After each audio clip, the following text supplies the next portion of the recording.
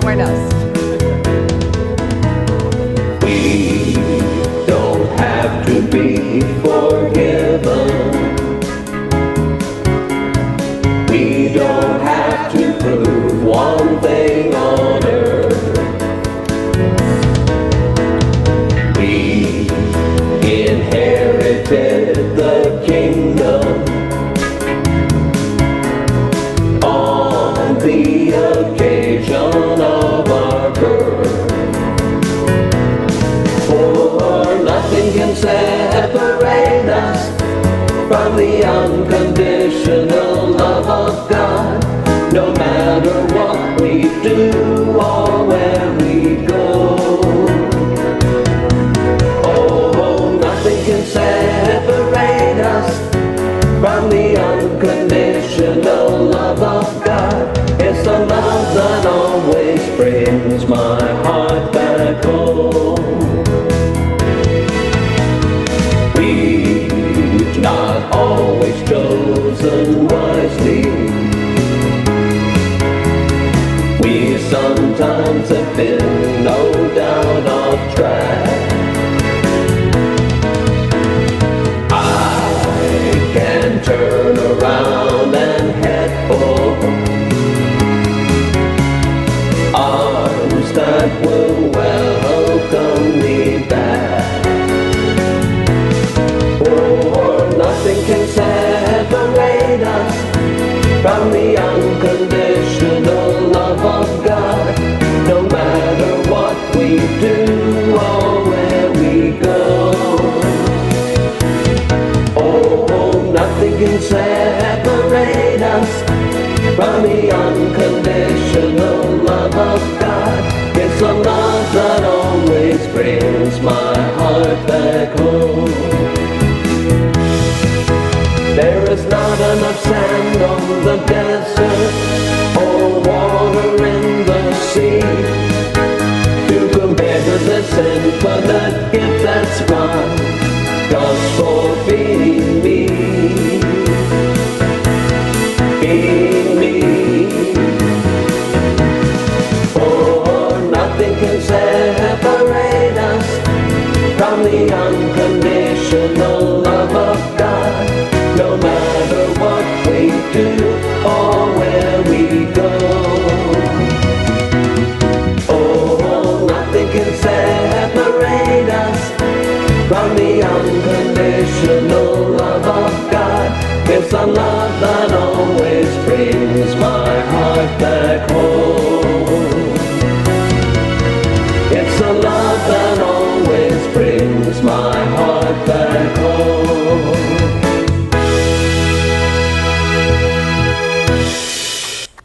Good morning. I'm Rebecca Lister, and I was part of the team that helped put together the core values, and I'd like to go over to the community value with you today. So you might ask, why core values? Core values are important beliefs that we demonstrate through behaviors, and it shows us that we're walking the path, we're doing the right thing, we're going in the right direction. So they're going to tell you that this is how we know that we're walking our talk and being who we say we're going to be. So on the next slide, we're talking about, there's a list of our core values here. So in early May, Reverend Monica Driscoll was here, and we talked about the mission value, the statements, we put them together. We also put together a list of core values. Now there was a list of like 50 of them or more, and there was probably about 26 people in this workshop. And through rounds of votings, we got it narrowed down to these 5 core values. And then we did an exercise where everybody filled out a sheet, and on that sheet we listed how would you define these core values? What do they mean to you? And then we also listed how would you demonstrate this behavior as an individual? And then how as a community would we demonstrate these behaviors? How would we demonstrate this core value? So then we put together a group of 4 people to actually put in writing in a formal way of what these core values mean, and then how they would be demonstrated. And I am doing community for you today. So the next slide. So we defined community, and this is, again, I picked up, we got a hold of everybody's write-ups of what community means to them, and through looking through everybody's ideas, we came up with an idea what's the definition and what the behaviors are. So the definition is an inclusive family living shared values and moving towards a common mission and vision. And also, what community means to me, it's something that has to be sustainable. And who sustains the community? It's a people. It's a people. The people are the heart of the community. So let's look at the individual behaviors. So number one is I develop a deeper sense of community through building relationships. So when I put names and faces to people, it becomes my community, and it becomes my people, and I care about my people, and I support my community. Number two is I support my community through attending functions, volunteering, and tithing. You won't have a community if nobody shows up for the functions, right? And you'd be surprised, there were several people who put tithing down as a behavior for community. This isn't just my idea, this is everybody's input on what they believe the community is. Number three, I recognize and welcome opportunities to share my talents to create a more helpful and productive community. And your talents are gifts. Please share them if you're able. Communities, spiritual community behaviors. Number one, we share unity principles through classes, workshops, small groups, and Sunday celebrations. And this is what I love about my community. I get to be with people who are like-minded and share these ideas. Number two, we as a social community offer social connection and support to individuals for spiritual growth and well-being. Awesome. You get to be with like-minded people. You get to grow spiritually and get to know your community. And then it becomes really important to you. Number three, we provide sacred surface opportunities to enhance a sense of meaning, purpose, and calling. Again, if there's any talents that you would like to share and volunteer with the community, it's a true blessing. So doing this exercises has given me some insight into what community is and what community means, and I hope I've given you some insight today. Thank you for your attention. Good morning, Unity family. Good morning. I'm Maria, and I am your chaplain for today. Before I read the daily word, I want to thank all of you for the bake sale we had last week. It was a success. We made almost $180. A lot of it was donations, and we're a little bigger today for that. So thank you. The word for today is forgive. Let's take a deep breath and let's settle into our chair and allow these words to take hold of ourselves. I release my resentments, fears, or judgment I may hold. As long as my infinity spirit continues in this human experience, resentments, fear, and negative judgment will be part of the journey. By dissolving these negative reactions to the world and replacing them with the healing power of infinite love, I discover my spiritual purpose. The key to that purpose is forgiveness, allowing myself to see from the perspective of spirit, free from the illusion of this mortal world. From that perspective, I see only love, expanding everywhere, every day in greater expression. Today, I joyfully release any resentments, fear, or negative judgments I may hold concerning others, and particularly myself. The Bible verse says, whenever you stand praying, forgive if you have anything against anyone, so that your Father and Mother in heaven might also forgive you your trespasses. That's from the book of Mark 11:25. Thank you. Again, I will be in the prayer room across from Cafe Unity for anyone that would like prayer. God bless you. It's my absolute pleasure to introduce Jackie Woodside. Jackie and I used to belong to the same spiritual community in Massachusetts. So you have another Yankee here. Jackie is an award-winning author, TEDx speaker, certified professional coach, licensed psychotherapist, and she has many years of experience, which we won't give the number, but it's a great deal. She leads spiritual retreats, offers professional development, keynote speeches around the country. She's been a guest faculty member at Unity Institute in Ceremony, has spoken at the Unity People's Convention, has been a keynote speaker for the Eastern Regional Conference and Unity in Canada. Pretty cool. One of the things I appreciate most about her is when our founding minister at Unity on the River, which is a church that we belong to, decided to retire, the church was kind of in sort of the same space we are. And Jackie, beautifully, as a president of their board, led that community through that, and with the new minister. And I learned from Ogun the other day that you pursued him several times. So Jackie doesn't deal with the word no real well. I'm now reading Vanna White. She's authored 2 books, Calming the Chaos and Time for Change. I'm reading Calming the Chaos, honestly, and I highly, highly, highly recommend you get to her workshop today because I think you'll be terribly excited. Jackie, namaste. I'm glad you're here.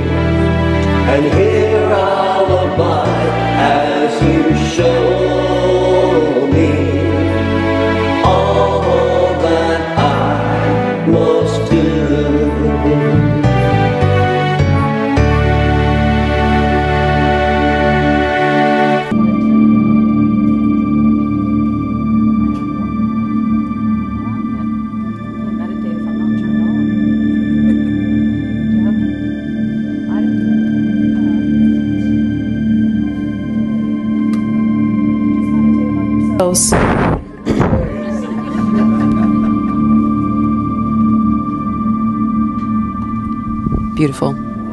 Thank you. A little more volume, maybe. Can y'all hear me okay? Let's take a few moments now to prepare our hearts and minds for more of a message. Take that beautiful idea, that beautiful notion of use me, Take that down into your heart center. If you have anything on your lap that might encumber you, you might want to just set it down. If you're comfortable, I invite you to close your outer eyes so that your inner eyes may activate and open. And as we begin everything in our spiritual journey and in our life, let's begin with the breath. Let's just take a deep cleansing breath together and release. Release anything that you might have brought here today that's encumbering you. Any care, concern, any worry, any hesitation, any anger, any angst. Just let that all go now with another deep cleansing breath. Allow yourself to be fully present right here, right now, in this now moment of awakening, of opening. Just turn your attention now toward the area around your heart chakra, and if you will, see that area opening and expanding. It's the area around your physical heart. Allow that area to open and expand. If you just place your hand a few inches between your physical heart and your hand, leaving a few inches there, you can literally feel the vibratory energy of your heart chakra. Feel that energy expanding and expanding, sending your love out to everyone in this room, to everyone in the city, to everyone in this state. The best way that we can be used by God is using our spiritual power of imagination to send love, to send healing. Breathe into that. Say, yes, God, yes, I am willing. I'm willing to be used by you. I'm willing to be used as you, so that the spiritual power that is made manifest through each and every one of us leads us more and more to the experience of heaven on earth. And now focusing around the area of your third eye, which is the area above and between your two physical eyes, the area of intellectual stimulation. Just see that area opening and expanding to receive new ideas, new insight, new inspiration, the Spirit of God within. Now opening that area, opening and expanding, saying, yes, God, I am open and willing to receive shifts in consciousness, shifts in my beliefs, a higher level of seeing and perceiving myself in the world. Yes. Yes, Lord. Yes. You know that today you've been called here by divine appointment, and you are here to experience and receive a particular message, a particular shift in your energetic consciousness. And I invite you now to just focus the power of your imagination on your life and ask God to reveal now what area of your life you need to be open to receiving new insights. It might come as a surprise to you, or it might leap to mind quite easily. You know where God is working in you and as you in your life. And then as you identify that area, just see the energy of that area of your life opening and expanding for newness. This church is undergoing a great deal of transformation, and that's the energy of God rising up, newness, rebirthing the experience of Unity Charlotte. And inside of that, we can resist or we can say, yes, yes, God. There's always the opportunity for growth and change. So as you now have identified this area of your life, perhaps it's this ministry right here in your home church, I invite you to just meditate on this for a moment and see this area opening and expanding and preparing your heart and mind for the talk, the meditation, the information and inspiration that is to come. So let's take this thought now for a few moments of inspiration in the silence.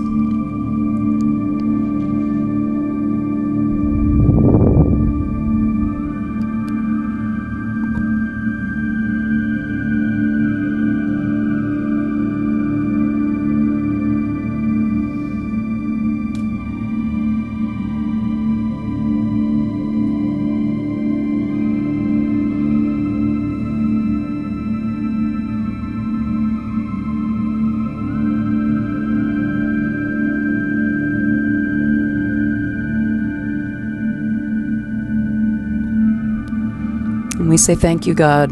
Thank you that our hearts and minds are prepared for newness, for energy, for elevation, that our hearts and minds are prepared to receive more, to give more, to contribute more, and yes, in fact, to be more. We say thank you, God, and so it is.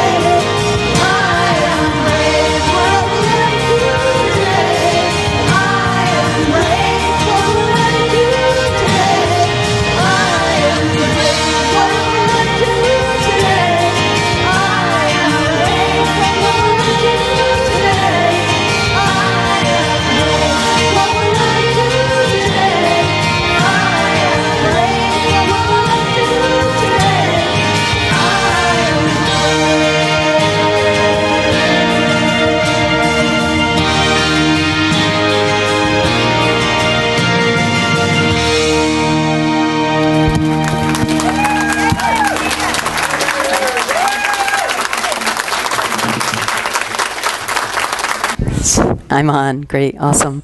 That was beautiful. How are you feeling? You still nervous? It's all over. Yeah, nervous but brave. Awesome. Isn't that great? Let's give her another.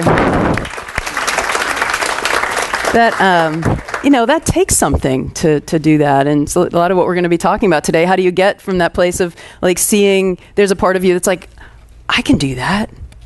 I want to do that.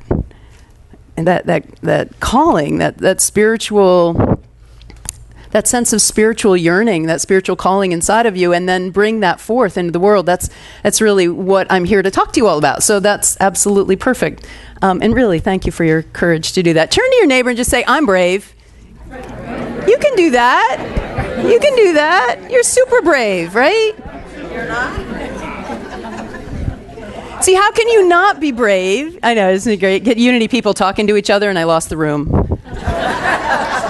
Just how it happens. No, it's great. Yeah, but when you really understand that what you have available to you is all of the power of the universe, that what the stars are made of is what you're made of, and that when you align yourself with the true power versus the force of your ego, when you align yourself with the true power of the universe, you can be brave. You can, in fact, do anything.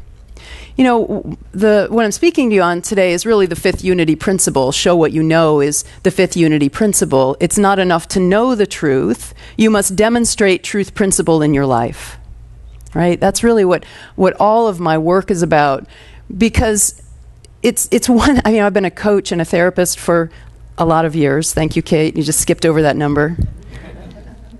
For a lot of years, 25, 26, 27, now pushing 30 years, I've been a therapist and a coach. And over those literally thousands of hours of being with human beings about change, what I've heard a lot is like, yeah, Jackie, I know that. Yeah, Jackie, I know that. How many of you said that? Yeah. And what I say to people with all love and respect when they say that to me is, I'll know that you know it when I see it demonstrated in your life. That's really where the rubber meets the road. Charles Fillmore says, God is my source and the consciousness of God is my supply. Do you all know that quote? Charles Fillmore is the co-founder of the Unity movement, so any of you who might be new to Unity.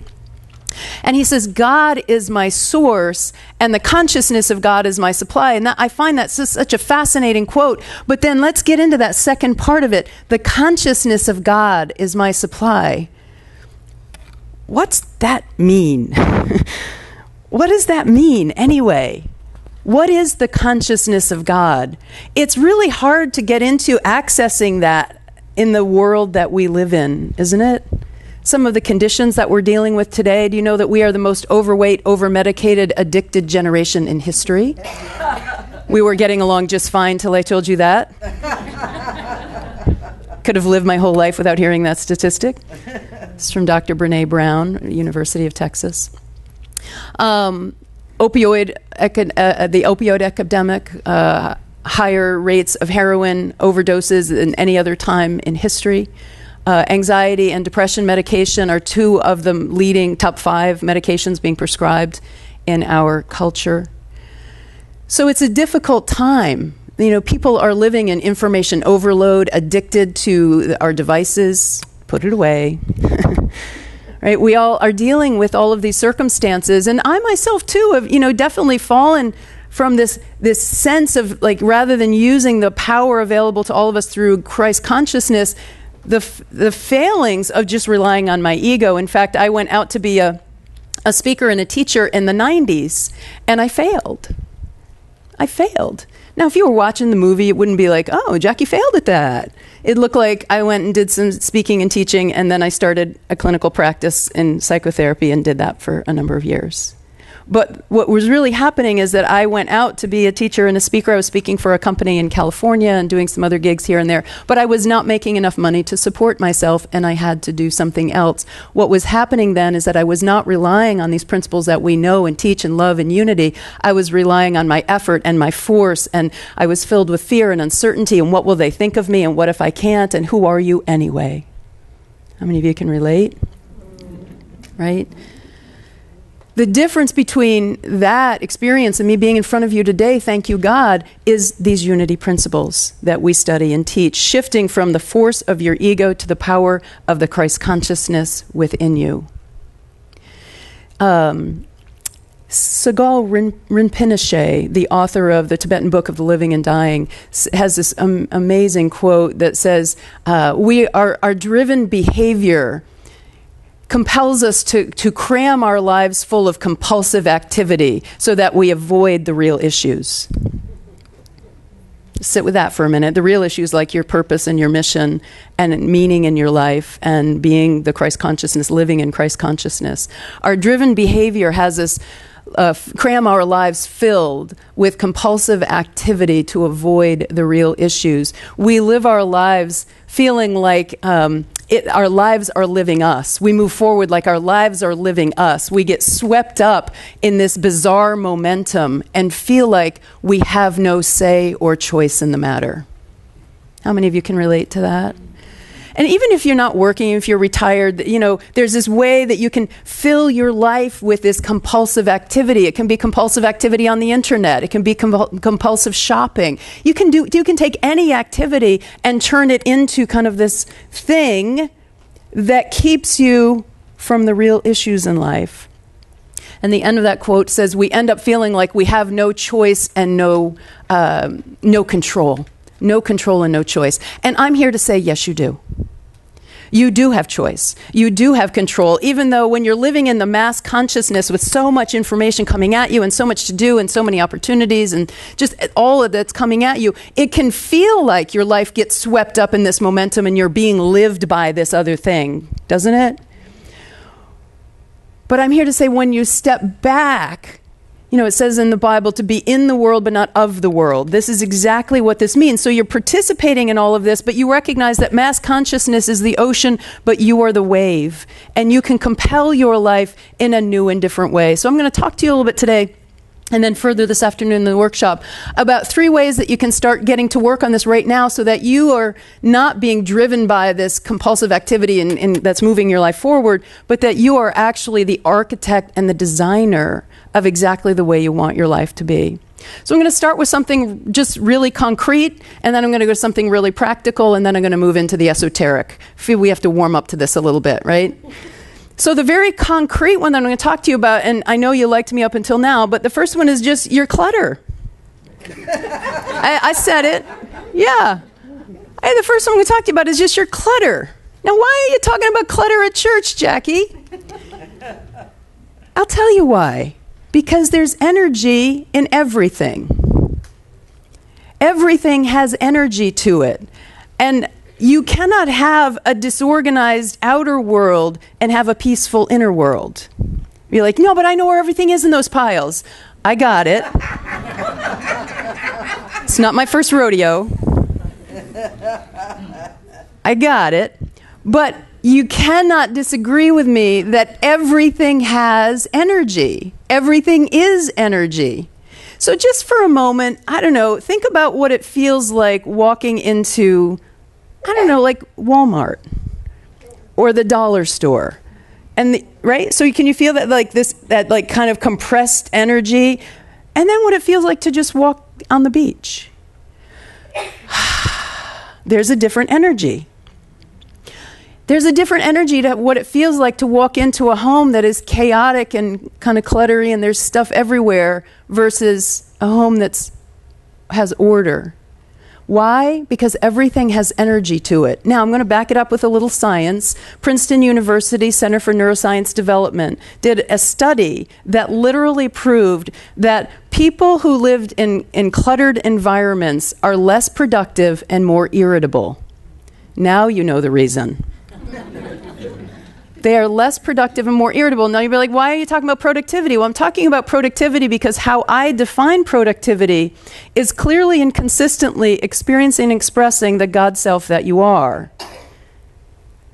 That's being productive. Like actually knowing what you're on this earth for, having a clear sense of your mission, your purpose, your direction in life. Clarity is a very high consciousness principle. You will not get to clarity about your life and your life purpose and the fulfillment of your mission in this planet while you're living in complete disarray. Why? Because there's energy to everything. Y'all feeling really bad and you're not going to come to my workshop now because you're going to go home and clean out your darn closets. It's all right. I'm loving you all.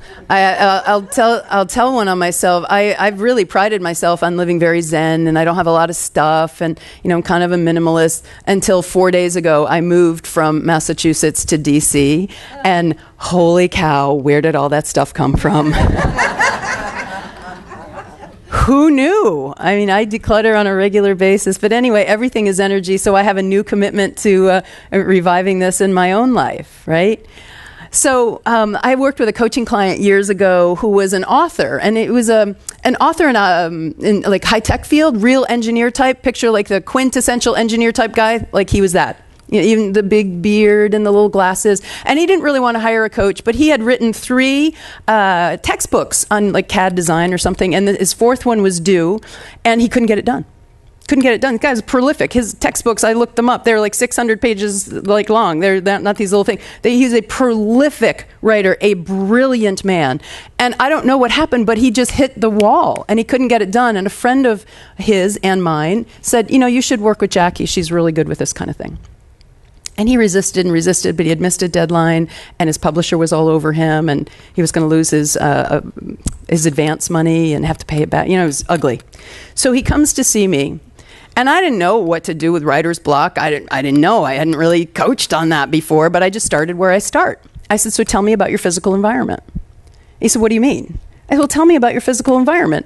And he was a little unclear about what it looked like. I said, will you do me a favor? Just go home and email me some pictures. Holy Clutterfest. Holy Clutterfest. Like, it was an office with like a path to one computer screen and another path to another computer screen and piles in between. There was Windex on top of one pile. There was 2 or 3 coffee cups on top of another pile. And I was like, dude, whoa. So I can help you get this book done, but you've got to do something. If you want me to coach you, you've got to do something that you're not going to like. And he said, okay, what's that? I said, you cannot write for the next 2 weeks. All I want you to do is deal with your office. Get it organized, get it cleaned out. And he was really mad, and he told my friend he was going to fire me. But he came back the next week, and I'm telling you, he physically looked different. And he brought pictures, and he had gotten a dumpster, brought a picture of the dumpster, and he cleared all this stuff out, came back the next week, and his office was amazing. 2.5 months later, he finished the book. Now, I promise you that was not going to happen if he didn't start moving the energy around in his life. And in fact, he went on to like take on his diet and all of the other areas. We think about clutter in terms of physical things, but let's expand that notion. Where's the clutter in your relationships? Those things that you haven't cleaned up, feelings that got hurt that you never really went back and apologized for, people that you're not in touch with any longer, and you're just like, well, it doesn't really matter, when in fact it's really bothering you. There's clutter in your relationships. Where's the clutter in your finances? That area that you kind of just don't want to look at, and maybe it's just going to get better on its own, and I hope someday it'll, right? That laughter of recognition. Right, so you just have to look. So it's not just the physical clutter. So he actually went on to take on his diet. Where's the clutter in your well-being? You see, you have to deal with that. You have to deal with the areas. Why? Because everything is energy. You want to we say that unity is a practical approach to spiritual living. This is the practical part. I said I was going to start really concrete. So an area that you can impact is literally just looking at the areas of your lives and say, where do I have clutter? Number 2 is your commitments. Your commitments. Some of you, again, going back to that quote, our driven behavior has us cram our lives with compulsive activity. And some of you just say yes way too much. Why? Because it's a big, beautiful life out there. I mean, I'm not saying that you should be like a no to everything. I am kind of one of those yes to life kind of people. I love that. I want to be a yes to everything. I want to bring it. I want to experience life. I want to bring forth my God self on earth. And yet, if you are a yes to everything, I promise you, you will be a no to your peace of mind. If you are a yes to everything, you will be a no to your peace of mind. Why? Because you can't do it all. You can do anything, but you can't do everything. And that's what you have to deal with. Some of you are like, oh, but I don't want to hurt their feelings. Get over it.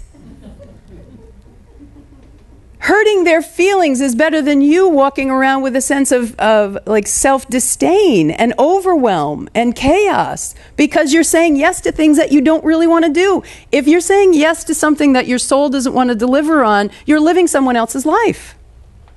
And without the clarity of your own commitments, see, some of you just don't make decisions because you just don't want to think about it. You're avoiding the real issues, right? Just like that quote says. And if you're not determining the direction of your life, the direction of your commitments, I promise you, someone else will do it for you. Right? Your kids will do it. The board of this church will do it. You know, sacred service coordinator, if you have one, they'll do it. Your spouse will do it. Someone else is going to determine the direction of your life if you don't do it.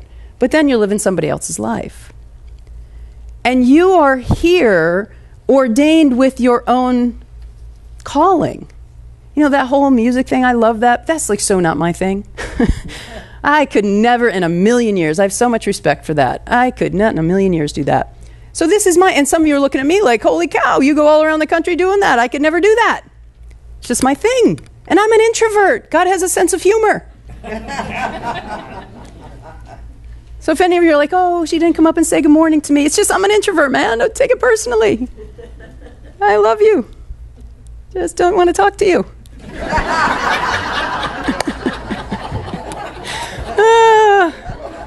So funny. It's really true. I used to work in mental health programs, and I was director of this and director of that. And people are like, Jackie's great. She's so clear, and her leadership is awesome. She's just kind of aloof, though. Like, I'm not aloof. I'm just an introvert. I don't talk to people much. Anyway, I'm happy to all chat with you. We'll have a great time at the workshop. So that's the second thing. You've got to look at your commitments. Are you clear on where you're saying yes and where you're saying no? Do you have the ability to say no? If you don't have the ability to say no, your yes is inauthentic. It's powerful, right? If I don't have the ability to say no, my yes is inauthentic, because then you'll never know. Are you just doing this because you can't say no? How many of you have that? How many of you have that? I'm doing like the workshop here. I'm getting started. This is my warm-up for my workshop. How many of you do that, like I can't say no thing? How many of you have that? Go ahead, tell the truth. All right, good. Now together on 3, just say it really loud. 1, 2, 3. No. Do that again. Doesn't it feel good? No. All right, now let's play with it. No, I'm not going to do that. No, I'm not going to. Go. No, they see it gets a little harder, right? Try that again. No, I'm not going to do that. It wasn't so bad. See, you can do it. Try it a little softer. No, thank you. No, thank you. You can do that. That sounds wimpy, right? Compared, yeah. Yeah, like, no, thank you. I'm not going to do that. You can do it. Why? And it's not about like cutting yourself off and not being engaged. It's about being clear. This is what I'm here to do. This is how God wants to express through and as me, and that's what I'm going to commit my life and my energy toward. Everything is energy. Your yes is an energy. Your no is an energy. And both of them are equally powerful. Yes? All right, ready for the third one? Consciousness. So your clutter, your commitments, and then the third thing that you've got to master in order to get to the point where you're living your life rather than it being crammed, filled with compulsive activity, is you really have to master your consciousness. Because we talked about the energy of your stuff and your relationships, right? That energy. We talked about the energy of your yes and your no, that energy. But what we really have to deal with is the energy that you are. So I use the word consciousness in a particular way. It's the vibratory pattern of your thoughts, emotions, beliefs, and attitudes. It's the vibratory pattern. In other words, it's your vibe. Like, you know how you go to a party and you like might go up to one person and you're just like, wow, they're like just awesome and I want to chat with them. And you go up to somebody else and it's like, I'm not so sure about them.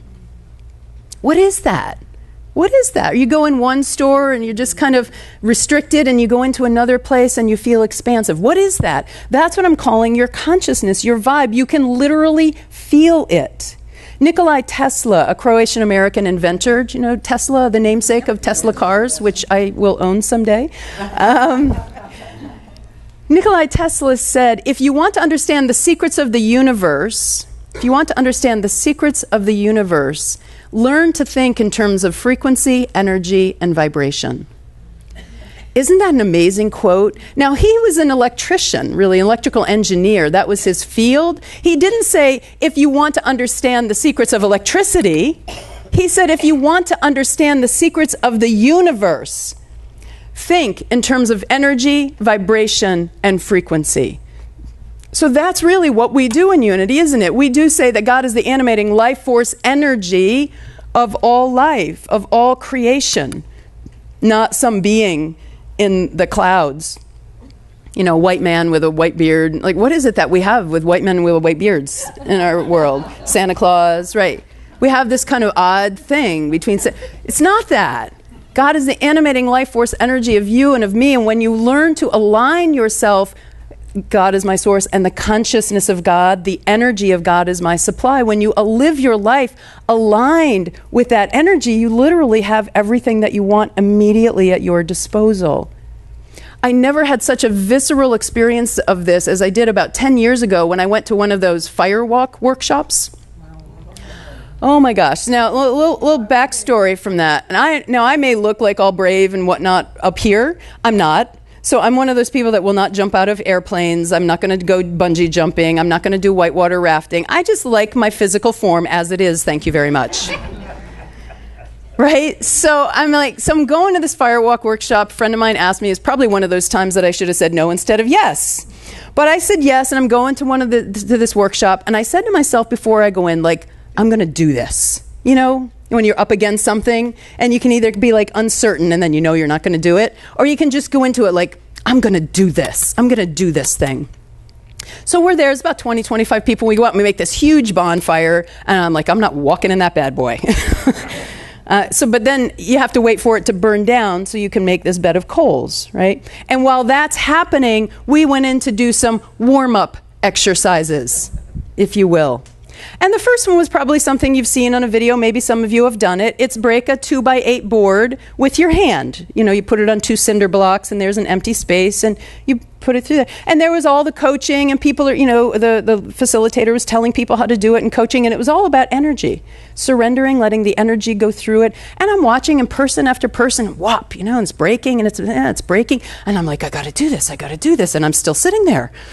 And then the instructor's like, okay, good, I think we're going to move on. And I missed it. I told myself I was going to do it, and I didn't. And I was just so, you know, just frustrated and disappointed and mad at myself. I just sat there and I was like, I don't care what the next exercise is, I'm going to do it.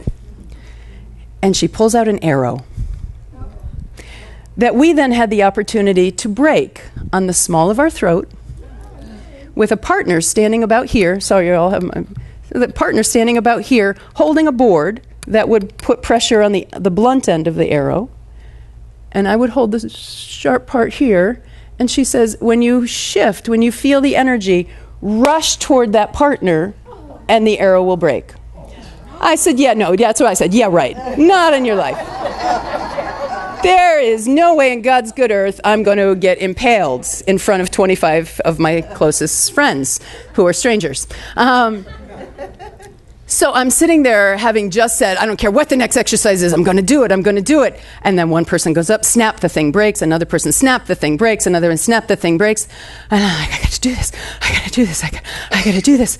And then she wraps up and she says, okay, good. I think the fire's almost ready. And she turned around and she went to put it away. And she stopped, just about this far from the wall. She stopped and she turned around. She said, no, wait.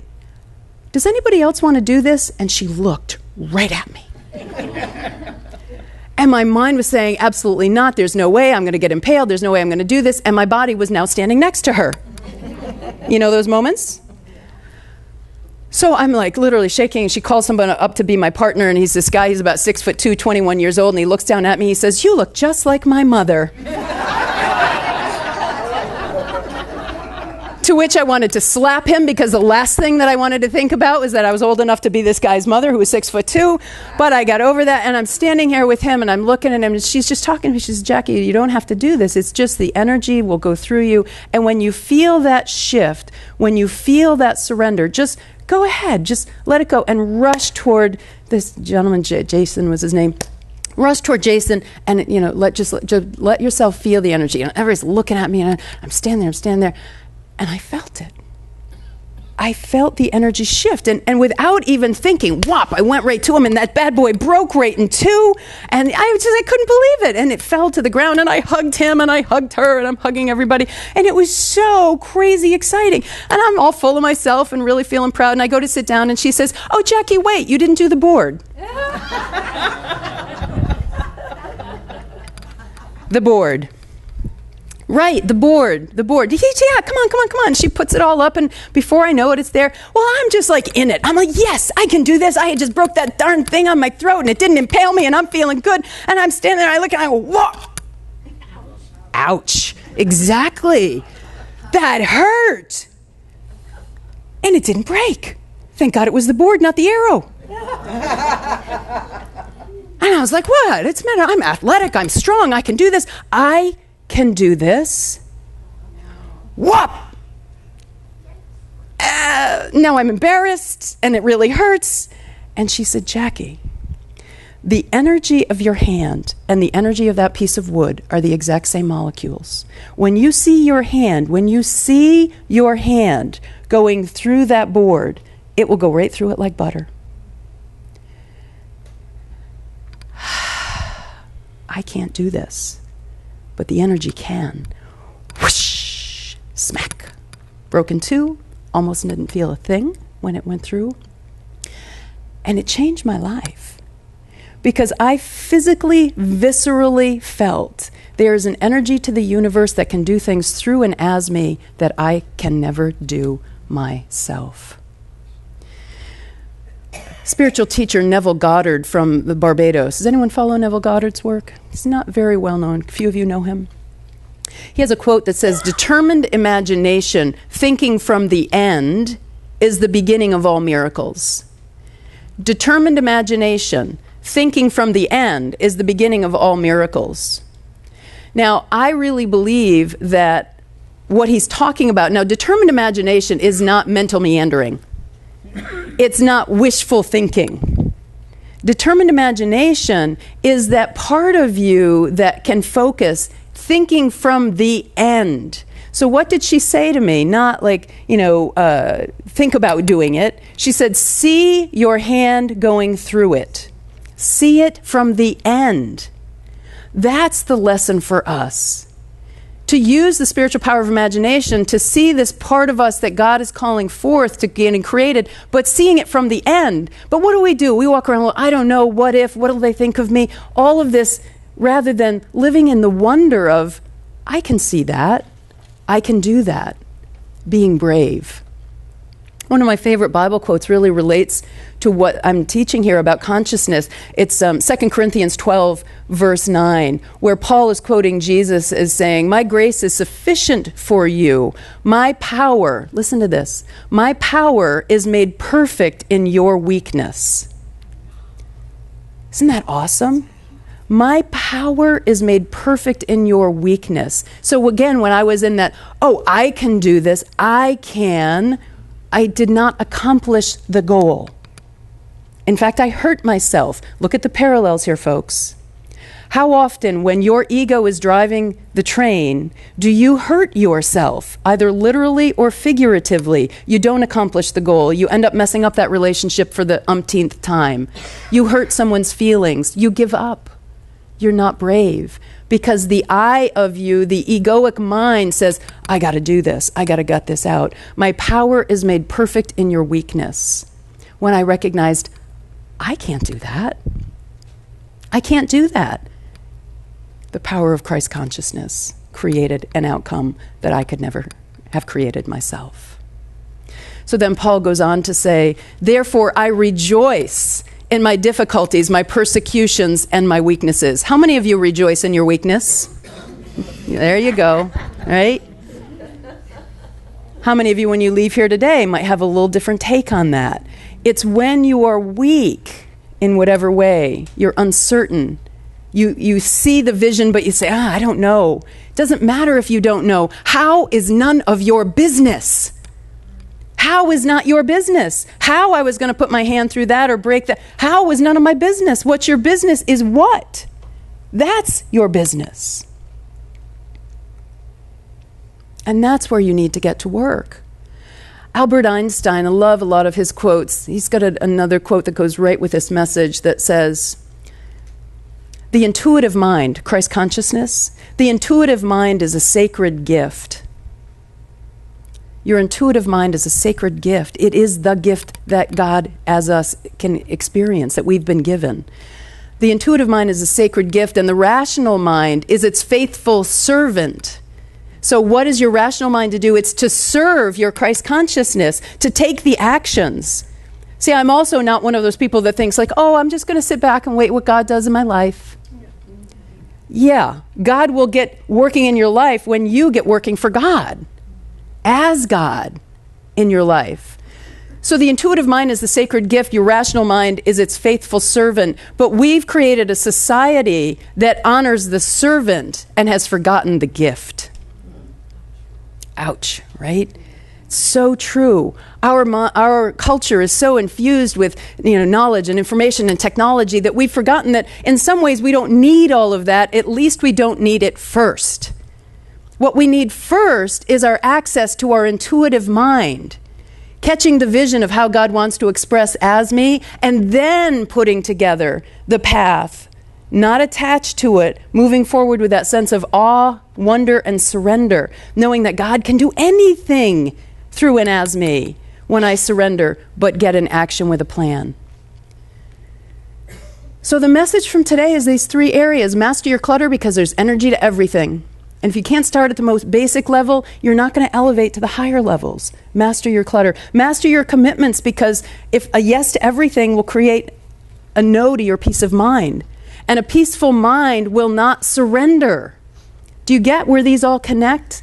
A peaceful mind will hold on. A non-peaceful mind will hold on. A non-peaceful mind, an anxious mind, wants to control. So you'll start feeling greater peace when your yes and your no are equally important and powerful. So master your commitments. And then thirdly, master your consciousness, because you are an energetic being in an energetic maze that is this universe. You, me, the stars, the sun, the moon, it is all one. We are all created of the same molecules.